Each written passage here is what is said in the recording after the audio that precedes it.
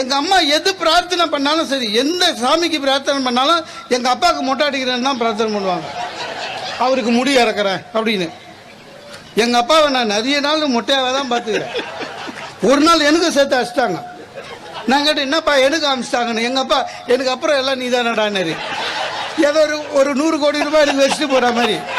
என் wife எது பண்ணுறாலோ இல்லையோ எங்கள் அம்மா சொன்ன அதை மட்டும் ஃபாலோ பண்ணுறான்.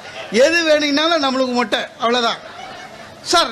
நாகரிகம் வசதி ஆயிடுச்சு சார். ஆண்களுக்கு அதை பற்றி கவலையே கிடையாதுங்க. நாகரிகம் மாறுது சார். நடு வீடு ஸ்டிக்கர் போட்டுக்கு வந்துடுச்சு சார். வாசப்படி ஸ்டிக்கர் போட்டு வந்துச்சு. மெட்ராஸ் வந்து பாருங்க, எல்லாம் ஸ்டிக்கர் போட்டு தான். அதுவும் இல்லாமல் தெய்வ நம்பிக்கைக்கும் மூட நம்பிக்கைக்கும் இவங்களுக்கு வித்தியாசம் தெரியாது. பெண்கள் ஏமாந்துருவாங்க, சீக்கிரமாக ஏமாறுவாங்க. அதனால தான் நாட்டில் நிறைய போலி சாமியார் இருக்கான். புரியுதுங்களா?